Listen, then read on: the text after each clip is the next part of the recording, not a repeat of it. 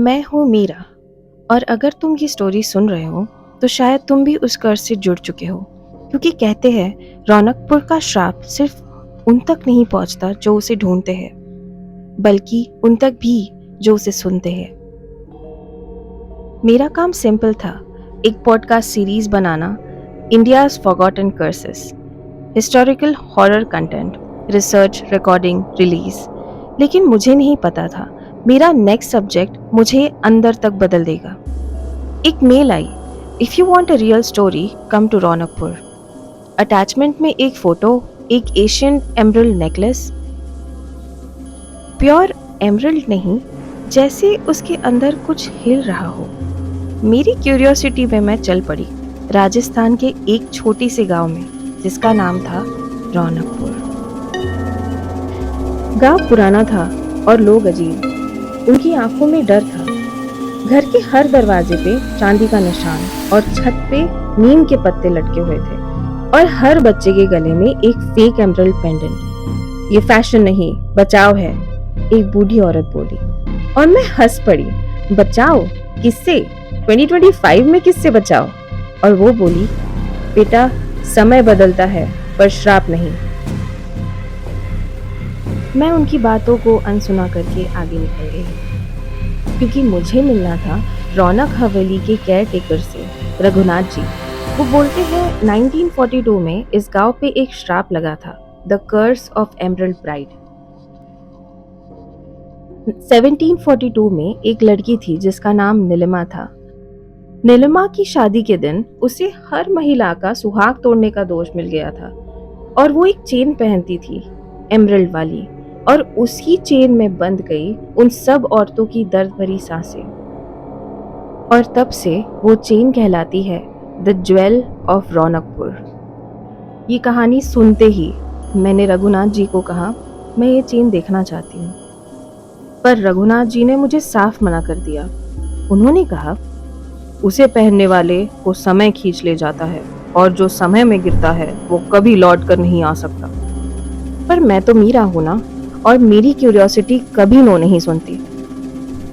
उस रात 2 बज रहे थे। रौनक हवेली में नींद नहीं ली थी, बस सांसें ले रही थी, लंबी, भारी और सर्दी से भरी हुई सांसें। दीवार पर लटके पोर्ट्रेट्स और उनकी आंखें मेरे पीछे घूम रही थी। हर कदम के साथ फर्श करकरा रहा था, जैसे बरसों पुरानी यादें मेरे पैरों के नीचे टूट रही हों। मैं उस कमरे तक पहुंची जहां वो चेन रखी थी। नहीं, रखी नहीं थी, बंद की गई थी, क्योंकि कमरा ऐसा लग रहा था जैसे जिंदगी भर के राज संभाल के रखे गए हो। और कमरे के बीचों बीच एक लोहे का पिंजरा रखा हुआ था, बड़ा सा। उस पिंजरे के अंदर एक लॉक्ड ग्लास केस, और उसके अंदर वो ज्वेल रखा हुआ था। ट्रिपल लेयर सिक्योरिटी, जैसे किसी चीज को बचाने के लिए नहीं, बल्कि उसे बंदिश रखने के लिए बनाई गई हो। मैंने टॉर्च जलाई, और लाइट एमरल्ड पे पड़ते ही एक अजीब सा रिफ्लेक्शन हुआ, जैसे ग्लास के अंदर पानी हिल रहा हो। छोटी छोटी बबल्स ऊपर आ रही थी, और उन बबल्स के बीच में एक हल्का सा ग्रीन ग्लो, बिल्कुल हार्ट बीट के जैसा, जैसे चेन सांसें ले रही है। एक हल्की सी गुदगुदाहट मेरे कान के पास पहुंची, और मेरे तो रोंगटे ही खड़े हो गए। मैं पिंजरे के करीब गई, और लॉक पुराना था, लेकिन लोहा पूरी तरह से ठंडा, ठंडा जैसे कब्रिस्तान की मिट्टी।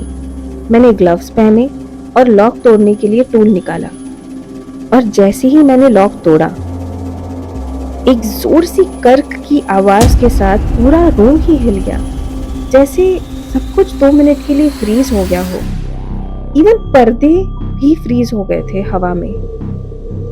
अब मैंने ये पिंजरा खोला, ग्लास के केस तक गई। केस के अंदर लिखा था, जो मौन में सांसें लेता है उसको ना जगाए। मैंने पढ़ा, मैंने समझा, पर क्यूरियोसिटी एक श्राप से भी ज्यादा पावरफुल होती है।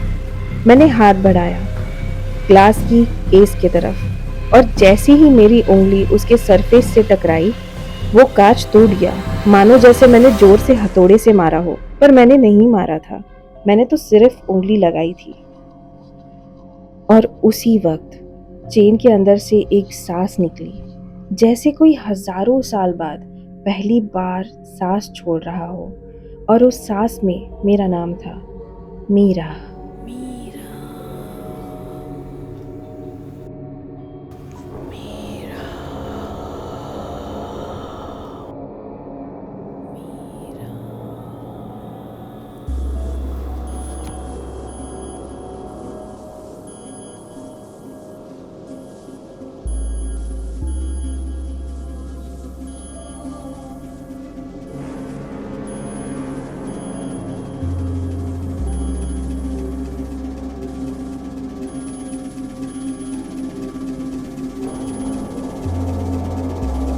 इसके बाद जो हुआ वो सब मेरे हाथ के बाहर था। मुझे दिख तो रहा था, पर मैं अपनी बॉडी को कंट्रोल नहीं कर रही थी, मानो जैसे उस चेन ने मुझे सम्मोहित कर दिया हो। मैंने अपने दोनों हाथों से उस चेन को उठाया, कमरे में लगे बड़े से शीशे में खुद को देखकर उस चेन को पहन लिया और मैं अपने आप को निहारने लगी। और मेरे पीछे से आवाजें आ रही थी, कोई मेरा ही नाम ले रहा था, मीरा, मीरा, मीरा, नीलिमा, नीलिमा, नीलिमा। मुझे याद है और सब कुछ ब्लैकआउट हो गया। जब आंखें खुली, मैं उसी कमरे में थी, पर सब अलग था, जैसे किसी ने रूम साफ कर दी हो। सब चमकदार चीजें दिखने लगी। रूम बहुत खिला खिला और खुश नमाज लग रहा था। पीछे से शहनाइयों की आवाज आ रही थी। मैंने भाग के खिड़की के पास देखा तो बाहर मुझे हाथी दिखे। बहुत सारे लोग थे, मानो कोई शाही दावत में आए हो। जब मैंने थोड़ी देर ध्यान से देखा तब मुझे एक बात समझ आई कि मैं 2025 में तो नहीं हूँ, मैं कोई और ही वक्त में आ चुकी हूँ। मैंने ठीक से कमरे की जांच की। ये एक दुल्हन का कमरा है। छत पे क्रिस्टल का झूमर लटका हुआ, सोने के गहने हर जगह पड़े हुए, इतने सारे कपड़े, इतने सारे रॉयल गिफ्ट्स। और फिर एक सुंदर सा शीशा था। जब मैंने शीशे में देखा, ये तो मैं नहीं हूँ। भारी से कपड़े पहन के हूँ, कोई हीरे जवाहरात लगे हुए, और मेरे गले में वही चेन जो मैंने हवेली में छुई थी। और यहाँ मुझे समझ आ गया कि मैं नीलिमा बन चुकी हूँ। ये समय 1742 का समय है और मैं उसका पाप लेकर खड़ी हूँ। बाहर मंडप सज चुका है, फूलों से, गहनों से, बहुत सारी रोशनी, ठंडी सी हवा चल रही है। और फिर एक चीख शहनाइयों के बीच में से, ये दुल्हन अमंगल है, इसने मेरे पति का खून करवाया। सारा गांव रुक गया। औरत की आंख में जुनून था, लोगों के हाथों में पत्थर, और एक पल में सिंदूर और सुहाग टूट गया।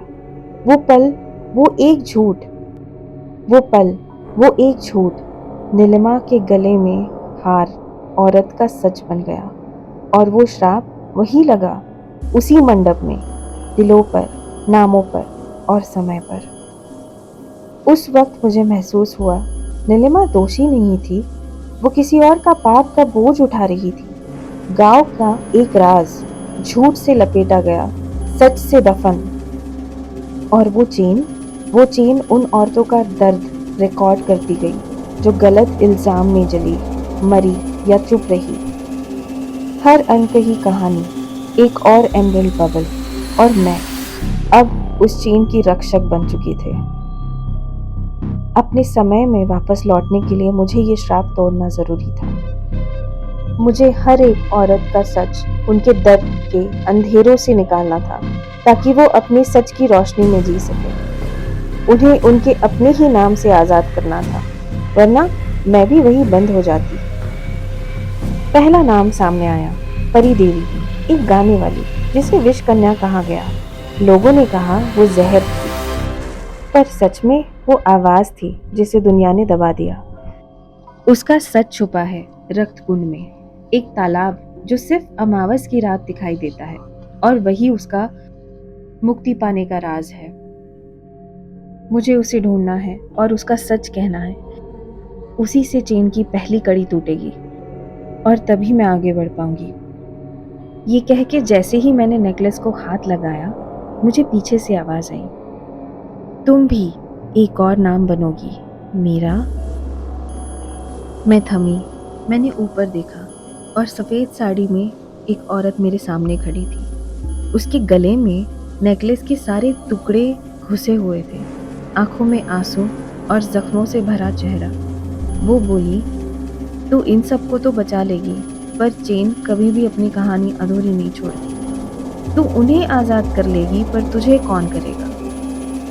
और फिर वो गायब हो गई। मेरे हाथ पर जलन सी महसूस हुई। देखा तो हाथ पर टैटू जैसा कुछ बना था, 3 डॉट्स, एमरल्ड ग्रीन, एक त्रिकोण के रूप में।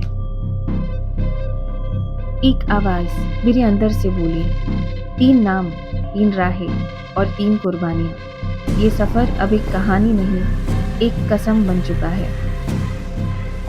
मैं नीलिमा के जरिए समय के हर जख्म में घुसूंगी, हर औरत को उसके सच का दर्पण दिखाकर उसका बंधन तोड़ूंगी। और जब चेन पूरी तरह से टूट जाएगी, शायद मैं वापस लौटूं या नहीं, या शायद चेन मुझे अपने साथ ले जाए, किसे पता। ये है द ज्वेल ऑफ रौनकपुर का श्राप, और अब तुम भी इस कहानी का हिस्सा।